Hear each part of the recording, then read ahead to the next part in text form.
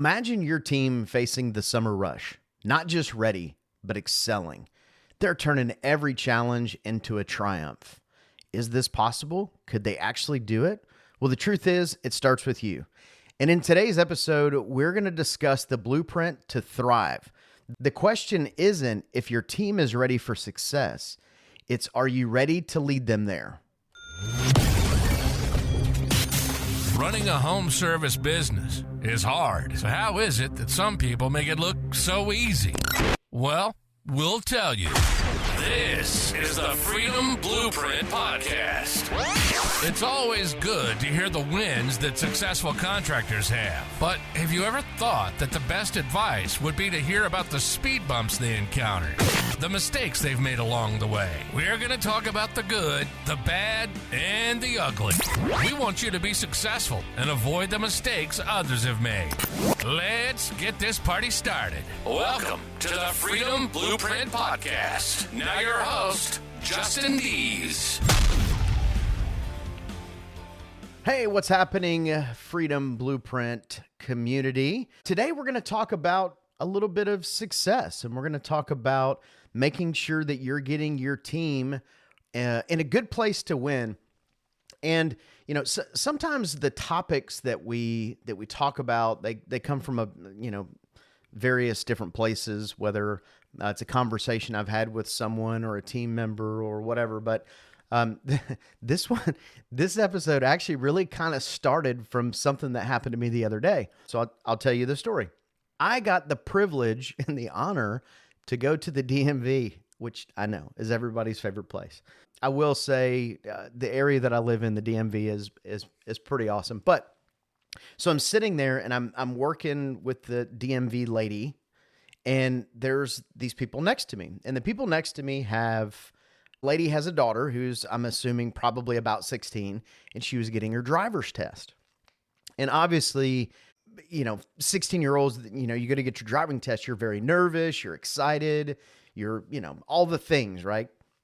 And so she goes and she does her test, and she comes back, and the mom says to the lady across the thing, she said, well, I just want to apologize because my daughter has never driven that car before. And of course, that sparked my interest to kind of listen in a little bit. But she's like, yeah, she's never driven the car. And the girl in like this frantic voice was like, I'm sorry that the gas is really touchy and the brakes were really touchy. And the lady in the DMV kind of looked at her and was like, I understand. It's okay. But so I know that seems odd that tied into this topic, but the truth is the mom, how did she not set her up for success? Like, how do you take a 16-year-old kid to a driving test and put them in a vehicle they've never driven?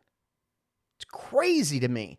And honestly, the truth is, from a leadership perspective, that happens with us as leaders sometimes, right? Like we tell people to do things, we assume they can do them, but we don't do the steps in order to ensure their success. And so again, I know that seems a little bit off, that story really kind of inspired this episode, but it did. I mean, I felt bad for the girl. The lady at the DMV, clearly she felt bad for the girl. So hopefully she passed. I don't know if she did or not. If she didn't, hopefully her mom owns a little bit of that and goes and lets her practice in the car that she's going to drive for the test. But anyways, again, from a leadership perspective, how many times do we fail our team like that? Because we do, right? So couple quotes that I want to roll into before we dig into the content for today. And normally I do one quote, but for this episode, I had two different ones that I really wanted to share. Here's the first one. The first one the quote is, to win in the marketplace, you must first win in the workplace. And that's from Doug Content. And I think that's such a good, think about it. Meaning your internal team has to feel good, look good, be ready to win before they can go out in the workplace and go out into the marketplace and win. They have to, have the right steps. So that's the first one. The second one is from Richard Branson. And I use a lot of Richard Branson's quotes. First of all, the guy is just brilliant. And if you've studied him, some of the things he's done is just, I don't know. He's got a crazy mind. He does crazy things. He's got some amazing businesses. And for a guy who started in the music industry, he has got all kinds of cool stuff going on. But here's the quote. The quote is, train people well enough so they can leave. Treat them well enough so they don't want to. That's pretty impactful, because a lot of times people will say, do I want to invest the training in this person and have them just leave? I think you have to make the investment in your team. And I think that's, I don't know. It's a really powerful quote. And when I read it, I thought, this has got to be, we've got to use this in the episode, because I think a lot of that is important, because that now tells us into the topic of today, which is, how do you set your team up for success? And I really have kind of 4 key principles, I guess we'll call them, that I wanted to share with you, and just kind of dive in from there. So the very first one, as it ties into Richard Branson's quote, the very first thing we've got to do to set our team up for success is we have to train them. You have to train them. That's honestly probably the foundation, right? So it's the foundation of the success, is that you have to train your people. And they may be able to do the technical thing that you're hiring them for, but there's so much more that goes into this business than just the technical part of it.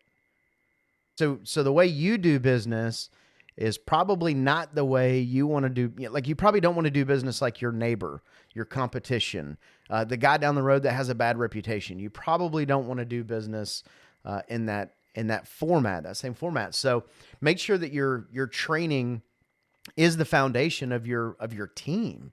And that's not just from a tech side. And I think a lot of times when in the home service space, when we talk about training, a lot of times it leads just to the technician side of it. And that's true. Like, there's a lot of things, and the technicians have a lot of responsibilities, and there's a lot of moving parts, and they've got to sell the jobs, and they've got to do, like, there's a lot of moving parts as a technician, which, for any of the technicians that are listening to this, I will say you have a tough job, right? Because there is a lot of moving parts, but also so does the team in the office, whether it be answering the phones, whether it be, doing the permits, doing the paperwork, whatever it is. Training has to be the foundation. You have to train everyone in your company to win, to succeed. You've got to train them. And the other thing is, make sure you're leveraging technology for training. There's a lot of things out there. There's virtual reality now. So for the tech training side, there's virtual training. If you haven't seen that yet, it's pretty cool. The younger generation, they can do the VR thing. I feel like the older generation, and that's I'm including myself in that. So for me, if I do VR stuff, it makes me motion sickness. But for the younger generation coming up into the trades, it doesn't bother them. They're used to it. They've been doing virtual reality their whole life. So there's some really cool tools to do that. AI now has some tools out there that you can leverage for call center training. And there's so much training out there, but it's not just sales and it's not just technicians. It has to be the foundation for everything that you do inside of your company. The next thing is going to be practice. And I know this kind of ties into training, but practice. You've got to practice. And a lot of times we refer to that as role playing, which that's what it is. Practice is role playing. But the truth is, your team, if you use the word role play to your team, they're going to get super uncomfortable and they're not going to be excited about what's to come next. Words do matter. And I think that you've got to be real careful about what you say to your team, and really anybody, and how you say it is important. But we are talking about role play. When I say practice, I encourage you to use the word practice and not role play, because it brings the temperature down in the room when you're practicing. Hey, we learned this new skill. Anybody want to practice? Another thing with that is, for the leaders, kind of facilitating these trainings when it comes to your practice time, you've got to make sure that you're participating. Don't sit in the back. Don't be the crash test dummy. Be the first person to go. Make sure they make it difficult on you. The more difficult they make it on you as you're doing the role play and whatever you're doing, honestly, the easier it becomes for everybody, because they all get to kind of laugh at you and chuckle at you, and that's okay. Let them do that. That's great. Brings the temperature down, and now you can get into go mode as you get to going into your practice mode for whatever. But the truth is, to enter into a home and communicate with a customer starting out, it takes practice. And if if your team is not practicing, what's happening is when they're answering the phone or they're customer facing at all, they end up being reactionary. And if you ask your technicians or your team members about this, about the practice, they'll say stuff like, "Oh, I don't need to do that. I just, I feed off the customer, or I go off the customer's flow," and that's not the correct approach. Your team needs to lead the conversation at all time with the customers. And you cannot do that without practicing how you do it. You just can't do it. So don't let your team dictate if you're going to do it or not.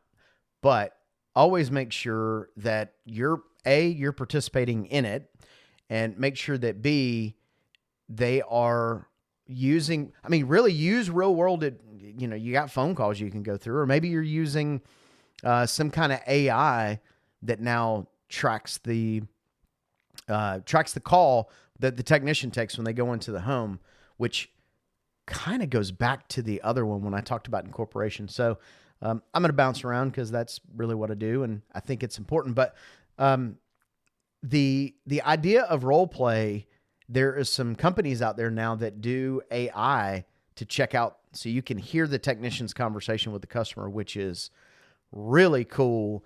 I will say, when I first heard about this, my concern was the customers, how they would feel about it and all that kind of stuff. But the more I started thinking about, well, every phone call is recorded, so does it really matter if that's recorded, as long as you let the customer know? Obviously, you can't not let them know, but if you're utilizing something like that, that's a great tool to then bring back to your practice, because now you can play real world scenarios and you can say, okay, great. So this customer said this. How do you think you should respond in the future? Or do you think it was a good response? So practice.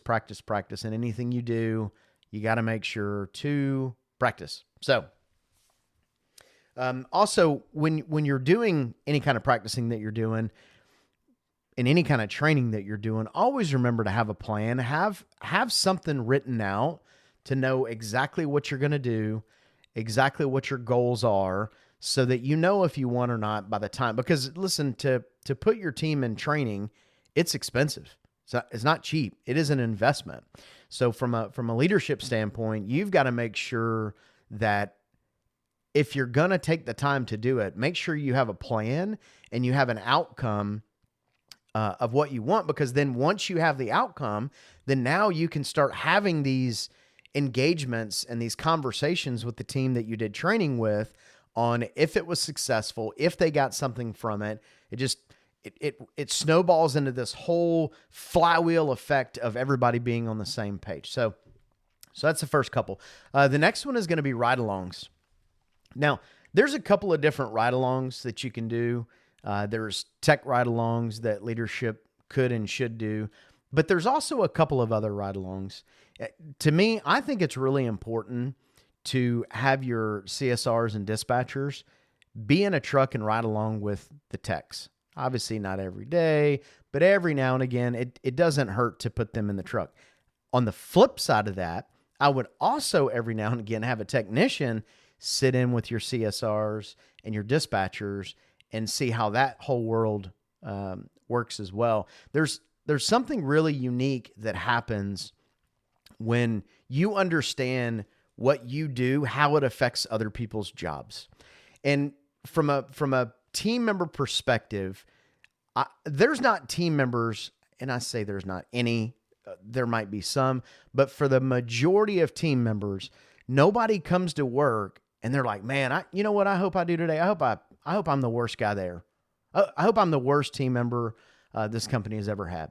It doesn't happen. And typically, if somebody is not doing something, especially on a consistent basis, so let's say a technician, if a technician's not consistently putting in notes and he's not able, or her, but they're not able to get over that hurdle of writing notes for the office, to them, they're not trying to make it more difficult on the office, but they don't understand the why of why that's important.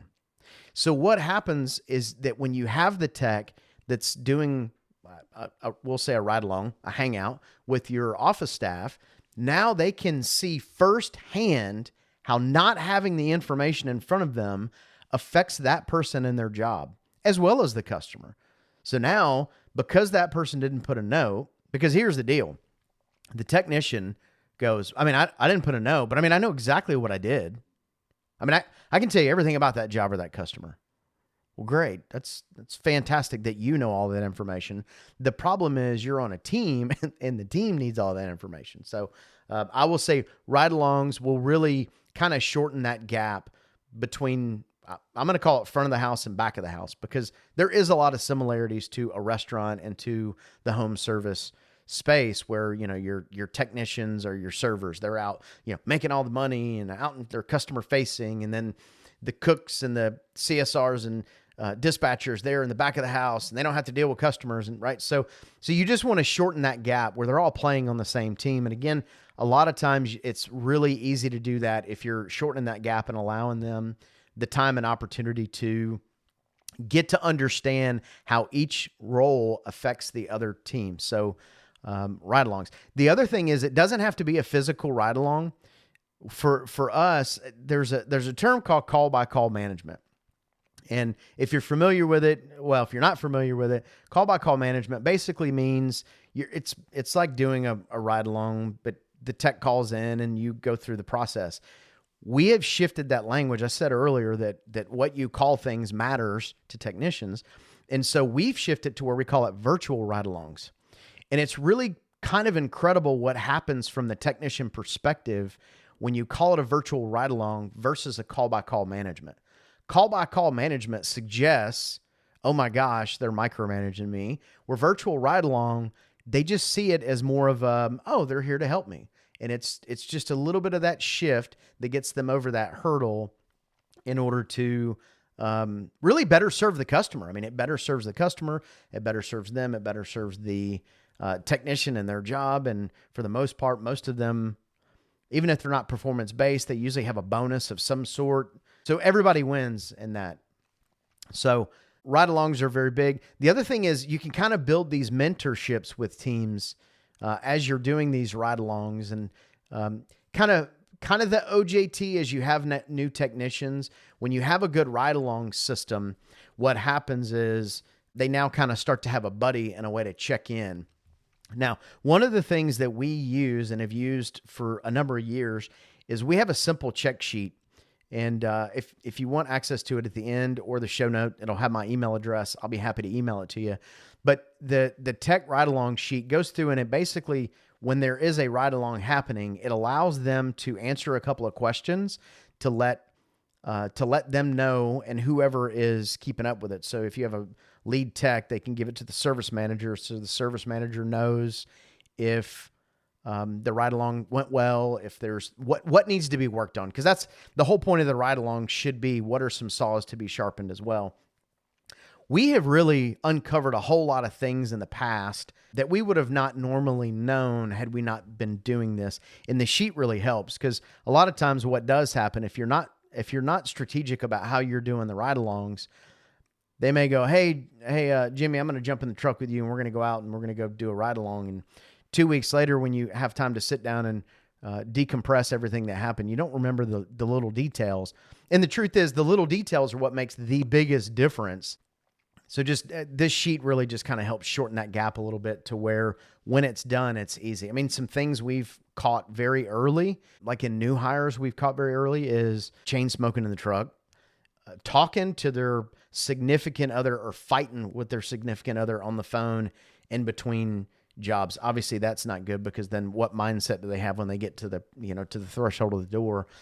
We've also found it where they're sleeping in between jobs. Anyways, there's a lot of good stuff that you can use from this. Every example I just gave was negative, but let's say I want to give some positive. So some positives could be, hey, I had Doug in here working with me. Man, that guy keeps moving, keeps boxes. So anyways, I could go into ride-alongs, great topic, and there's a lot to go into, but we're going to move on for the sake of time. The next thing is going to be your regular check-ins. And regular check-ins are going to be that, hey, how are you doing? For us, we do one-to-ones, what we call one-to-ones. There's other terms, I'm sure, for it. Like, none of them are coming to the top of my head at this exact moment. But one-to-ones, we have somebody from the leadership team with a team member sit down on a regular basis. And again, we have a form. We have a form for everything. But we have a form that they fill out that just kind of says, hey, how are you doing? What are you doing well? What needs improvement?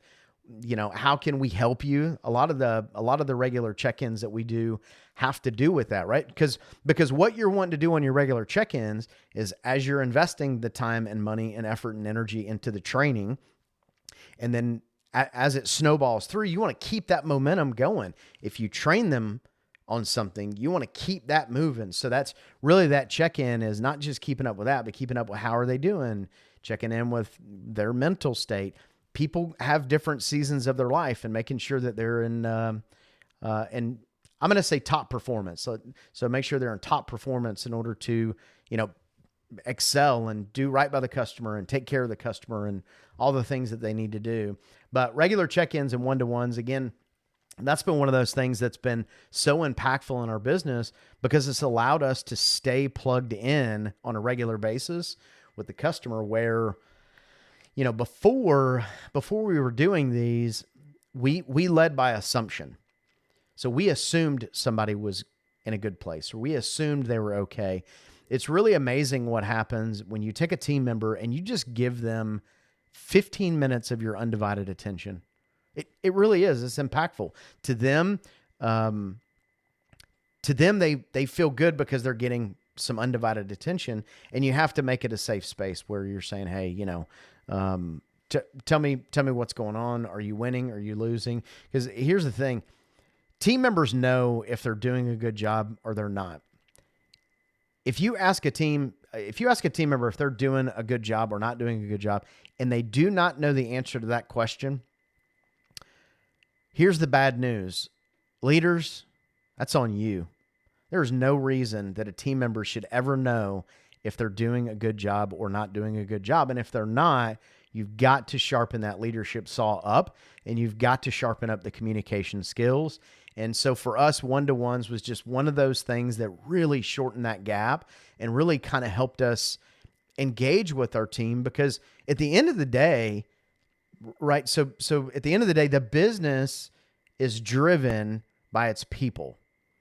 And now the people, there's not a statement or a line item on your P&L about people, and I get it, but that's what drives the business. Yet the fuel for the business is your profitability, right? It is your profitability, but the people are the vehicle. That's what gets you there. You can't go anywhere without the vehicle.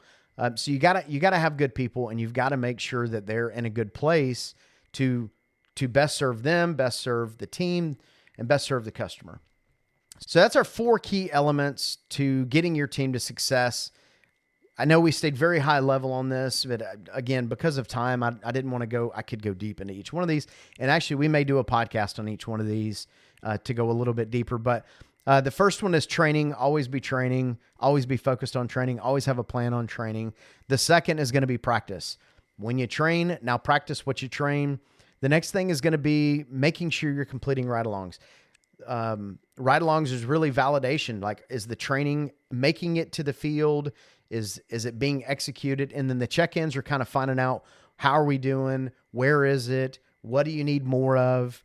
Listen to your team. When it comes to getting a training plan, you don't have to make the training plan. I promise you, if you ask your team, they will tell you what it is that they need training in. They will.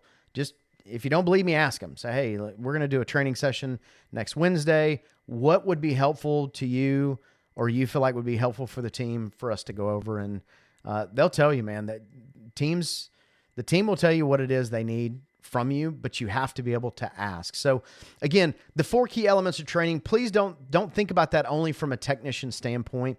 Yes, the technicians need training, but so do your CSRs, so do your dispatchers, so do your leadership team, so does everybody in the organization.